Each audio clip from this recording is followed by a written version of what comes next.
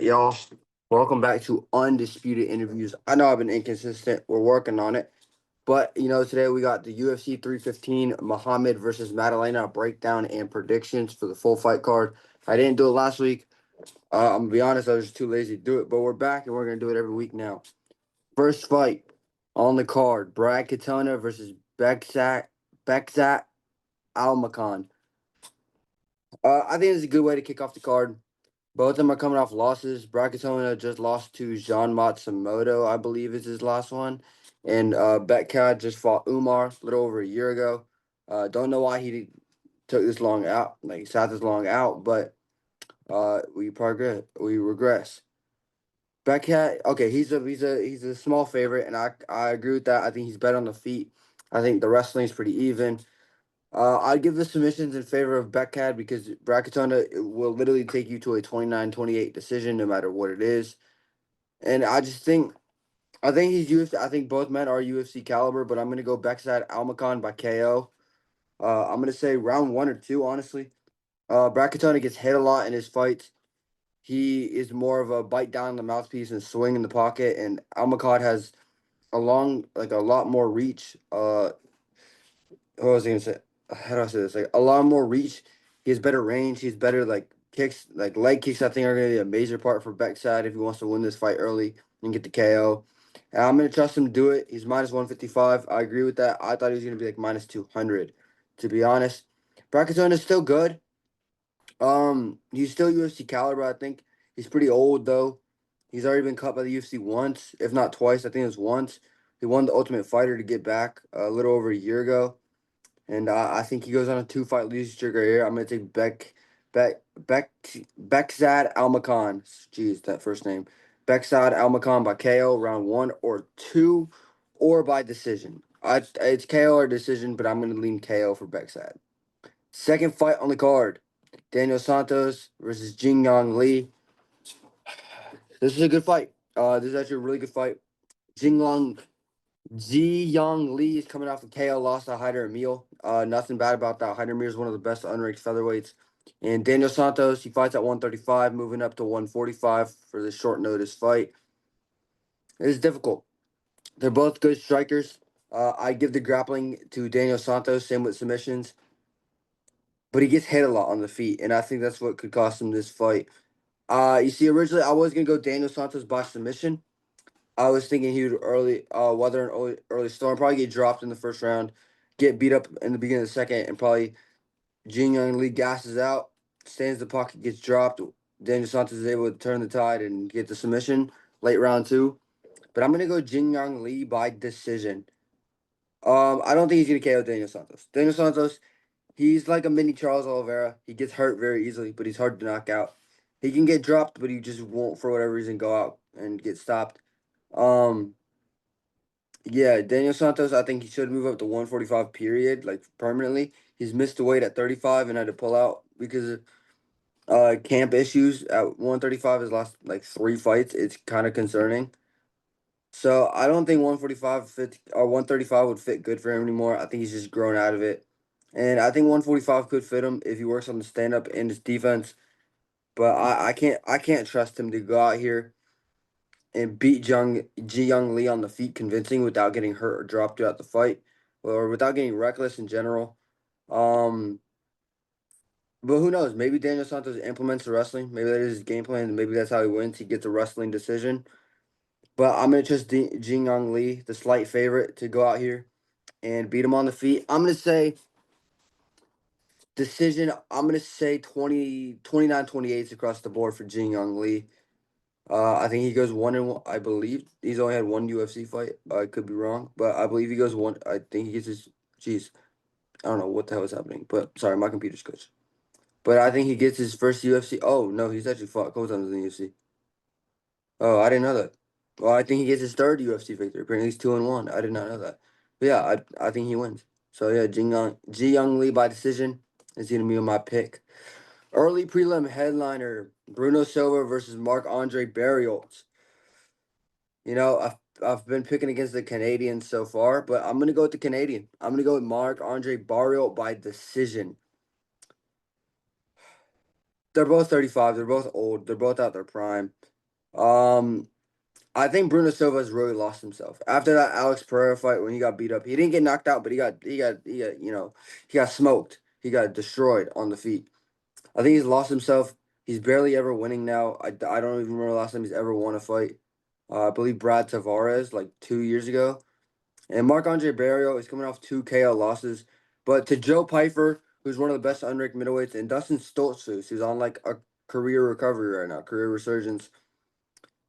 The Stoltzfus loss is still a little iffy, especially him getting flatline KO'd in Canada in the first round. He's back in Canada.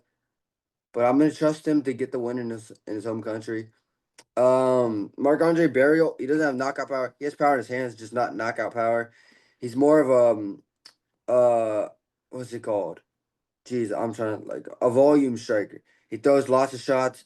His wrestling's pretty good, and I just think he's better than Bruno Silva everywhere the fight goes. And I can't really trust Bruno Silva to really do anything.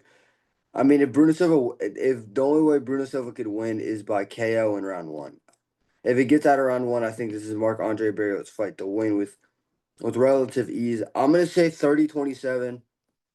Marc Andre Barrio. He just controls the fight and the grappling and the stand up and the distance, and is able to beat Bruno Silva wherever the fight goes for a win in Canada. So give me Marc Andre Barrio. Not too much else to say though. Next fight, first fight on the regular prelims. Navajo Sterling versus Ivan Erslan. This is an underrated fight. Sorry. This is an underrated fight. Not a lot of people are talking about it. Navajo Sterling fought at UFC Tampa. I was there. He had a good performance. He beat Tuco Tokos. Not the highest level dude, but it's a good win for your UFC win. For your first UFC win. And Ivan Erslan, I believe, is 0-1 in the UFC, maybe 0-2. I believe he's 0-1. He is 0-1. Yeah, he's 0-1. He fought on Paris and lost. This is definitely a step up for Navajo from Tuco Tokus to Ivan Erslan. It's definitely a step up. It's a step up in the stand up, especially. Ivan Erslan has a lot of knockout wins. He's got good power in his hands. He's got good leg kicks and body kicks. But I'm gonna pick Navajo by decision. I think Navajo is just gonna be able to use his kicking to not let Ivan get in the pocket for the boxing, and I think he'll just make it a boring kickboxing fight. I think it'll be some exciting moments, where Ivan Erslan is able to get in the distance and land a couple good shots on Navajo. But I think for the most part, this is Navajo Sterling's fight to win. I think he's about to go 2-0 in the UFC. He has good teeps to the body. He has beautiful 1-2s. His jab is clean, just like he trains with Israel Adesanya, Dan Hooker, Kakar France, Volkanovski, all those guys. So he definitely is training with the best. He's training with one of the best gyms in the world. The City Kickboxing has won Gym of the Year before. So he's got a good team. I think this is his fight to lose. I think for him to lose, he has to go out there and have a dumb game plan. And I'm gonna trust Navajo's coaches. I'm gonna trust his experience already that he has in MMA. He's only 8-0 or 6-0. He is 6-0 with 4 KO wins though. So that's most of his wins by KO. I don't think he's gonna KO Ivan Erslan. I think he could, but I don't see it happening. I'm gonna say Navajo Sterling 30-27 decision, maybe 20-20, 29-28, depending on if Ivan can get in how often Ivan can get in close and land the overhands, lean the hooks, the uppercuts to the body. But I think this is Navajo Sterling's fight. Next fight. Oh, this one's gonna be a good one. Modestas Bukowskis versus Ion Kutilaba. Both men are coming off wins at UFC Seattle. Eon beat Ibo Ostland, so he shut down a major prospect. And Modestas Bukowskis beat Rafael Sequeira, a nobody. Rafael Sequeira sucks. I don't know why he's still in the UFC, but he is. I like both men. I think both men are underrated, and I think they're pretty good. But I'm going to take Ion Kutilaba I'm going to say KO. Bukowski's a little chinny. He's got good. He hits hard, but he is a little chinny. He doesn't take shots the best. A couple years ago, he had his knee destroyed by Khalil Rountree with a oblique kick that really messed up his career, almost ended his career. But he's back. He's been he got cut afterwards, but he's back now. He's been winning most of his fights. The only loss since his comeback is Vitor Petrino, who isn't. It's not the worst loss. He's overrated, but it's not the worst loss. But I think just Eon's fought the better competition. He's fought Magomed Ankalaev. He's fought Johnny Walker, Ibo Aslan. He's fought damn, I feel like I'm forgetting so many people. Let me check. He's fought a good amount of people is what I'm saying. Felipe Leans, he was an underrated prospect. Kenny Njokuani. I mean, he's fought like not the best of the best, but some of the best. Ryan Spann fought Dustin Jacoby. So he definitely has that type of experience with the higher level guys at 205 pounds. And I'm gonna trust him to come out here and win by KO. I'm gonna say round one KO. Dude, Ion Kotulaba is dangerous as heck in that first round, especially that first 2-3 minutes. And I don't know, I don't know if Modestus Pagauskis will be able to handle the pressure, be able to handle the bombs that are getting thrown at him. And I think Ion probably gets he either catches him with a high kick. I can see Modestus can call it a high kick. He got caught with a short like a high kick in close by Marcin Praknia, who isn't that good of a fighter. And Ion throws high kicks and he throws them hard. So I think Ian gets the KO probably with a head kick that drops him, or puts Modeskis against the cage with the pressure and lands a big boxing combination that puts him out. Give me Ion Kutalaba. I like Ian too. I like him. I think he's okay. I think he's underrated. So I'm gonna take Ion Kutalaba by KO. Yeah. Next fight. Screw me. Jessica Andrade versus Jasmine Jasudavicius, number 7 versus number 9 at women's flyweight. I think this is very obvious. It's Jasmine Jasudavicius by decision. Jessica Andrade needs to go back to down to 115 pounds. She's too small at 125 pounds. She hits hard, but she doesn't have like knockout power. And Jasmine Jasudavicius is on a run right now, beating some really good girls, especially with her grappling. Her grappling is really underrated. Her stand up isn't all that bad. And I believe Jasmine's just a better overall fighter. I think on the ground, Jessica Andrade is outclassed. I don't think she'll be able to do much. I think I think she might be able to stop that first takedown, but after that, I think this is Jasmine's fight. I think on the feet, Jasmine's longer, she's taller, she'll be able to control the range. As long as she doesn't like try to swing with Andrade, I think she wins this fight with pretty much easy. Andrade is like definitely at the end of her career. I think she's barely winning nowadays. She's losing all these up and comers. I mean, her last win was Mackenzie Dern. She's not that good. Mackenzie Dern literally can't strike, and that's the only reason she won. And Jasmine can strike, and Jasmine has power in her shots. She's got good pop in her punches, especially her jab and her uppercuts. So I'm going to take Jasmine by decision. I'm going to say 30-26. I think Jasmine is going to dominate Jessica Andrade with the wrestling, probably get a 10-8 round with one of the 3 rounds. And I think she'll be able to top in the top 6 or top 7 and be able to get a big fight afterwards. So give me Jasmine Jasudavicius. Featured prelim. Oh boy. Mike Malott representing Canada versus Charles Radke. Oh, also Jasmine Jasudavicius is representing Canada. So shout out Canada. But Mike Malott versus Charles Radke. Full send MMA. Listen, bro. I know Mike Malott's your boy. I'm taking Charles Radke by KO in round 1 or 2. Mike Malott, he seemed like a good prospect for the first 3, 4, first couple fights in the UFC. Dominates, gets submissions, gets knockouts. And then he runs into Neil Magny. Dominates Neil Magny for the first 2 rounds.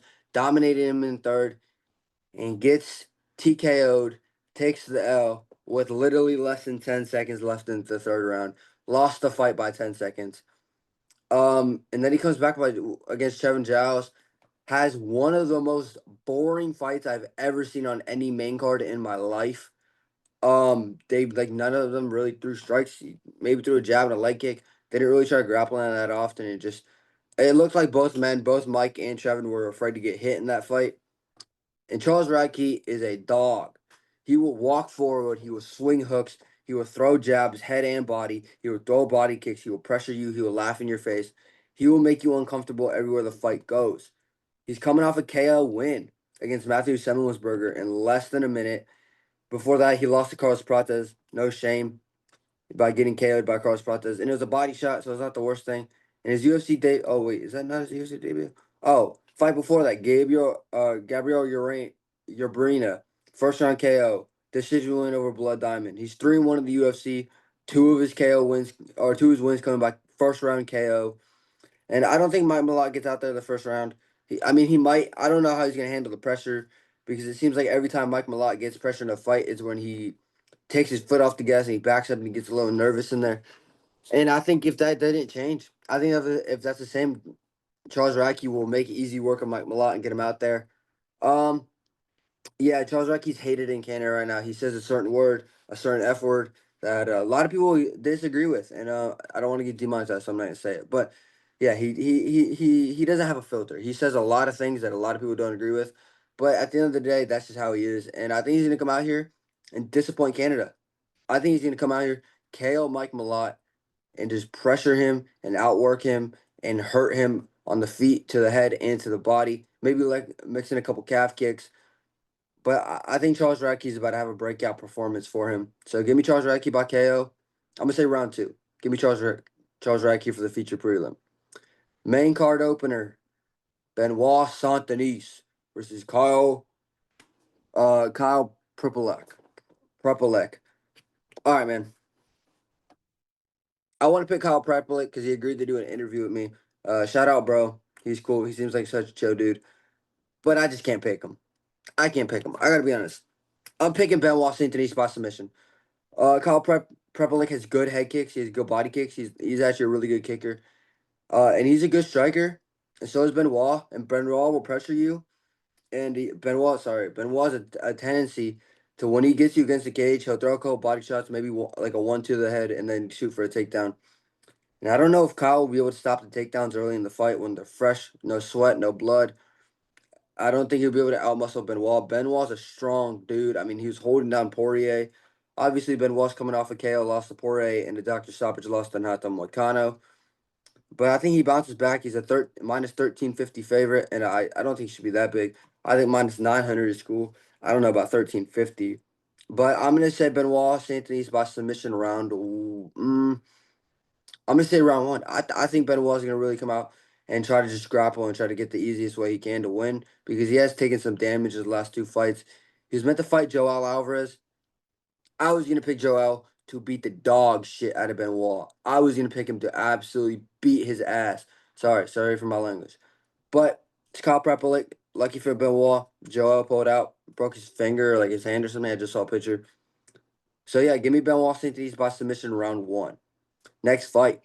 Alexa Grasso. Hi, Alexa. Alexis. Nah, I'm playing. Alexa Grasso versus Natalia Silva. Alexa Grasso, former champion, lost the belt in her last fight. With her third fight with Shevchenko, they're 1-1-1. Please don't do a fourth fight if Alexa wins because I just don't care to see it. Probably will though, but I don't think she's winning. I'm picking Natalia Silva by decision. Natalia Silva number 5 in the world. Alexa number 1.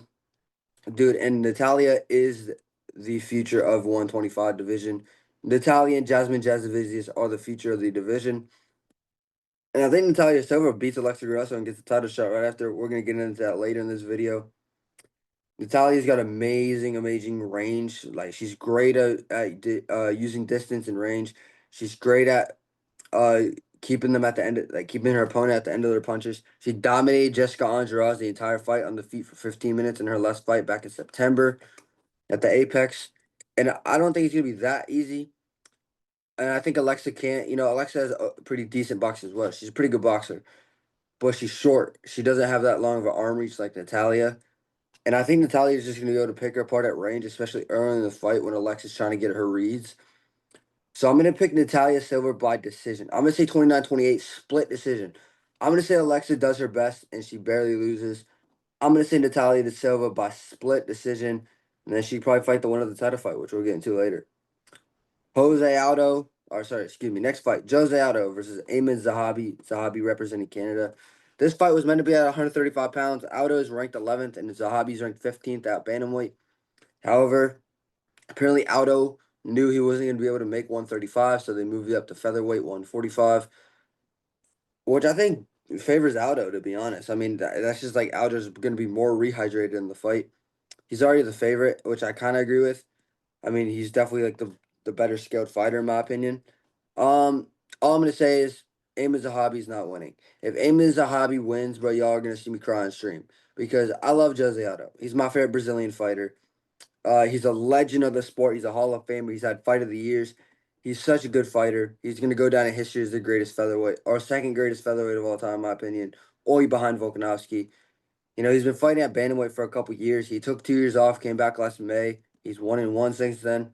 Lost a robbery. Took a L to Mario Bautista. It was a robbery. I know Aldo won that, but at the end of the day, he lost. He's fighting down the rankings. He's fighting Imaz Zahabi, who had the best performance of his career, in my opinion, in his last fight against Pedro Munoz, who was his toughest opponent to date. Beat up Pedro Munoz on the feet. Used a little bit of wrestling in the clinch against the fence. Not really, though. He mostly kept it at range where Pedro's dangerous with his shots. And he just was able to outbox and out kickbox and outwork Pedro for the full 15 minutes. And he won that. That was in Canada back in November. He's in Canada again fighting Jose Aldo, but I don't think he's getting it done. I'm taking Aldo by decision. I'm going to say 29-28. Aldo is a bit of a slow starter, uh, especially when he doesn't implement the leg kicks. He really doesn't do much. So I think Imaz Zahabi probably takes the first round. But after that, I think Aldo is going to realize that this is life or death. That if he loses this, he's not getting any of the big fights. He's not getting the Davidson Figueiredos. He's not getting the Sean O'Malley's. He's not getting the Corey Sandhagens, the Dominic Cruzes. Or sorry, Dominic's retired. But the Umars. He's not getting any of the big fights that he wants. The Henry Cejudos. So I think he's going to come out here with a real passion to get this win by decision and upset Canada. I'm going to take Aldo by decision. Shout out Jose Aldo. I love the legend Aldo. Co-main event.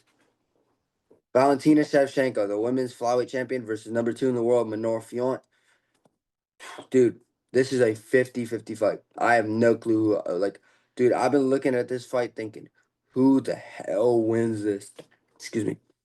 Who the hell wins this? And Manor has the chance to become the first ever French champion in the UFC. Valentina just won the belt back in September, but she's the greatest flyweight of all time already. And Valentina's the underdog. I think that's crazy a little bit. Dude, dude, I've been going back on this every time I look at this fight, I'm going back and forth because I have no clue. But I think we're gonna hear and new. I'm taking Manor Fiorot. Valentina's getting up there in age. Her striking has degressed. I won't lie. I think Manor Fiorot is the best striker at the women's flyweight division. Valentina's not in her prime anymore. She's not at her best. She's not how she was when she KO'd Jessica I, or when she dominated Jessica Andrade, or even when she beat Talia Santos. She's she's gone up there in age, and she's definitely lost some fire, lost some speed, lost some power.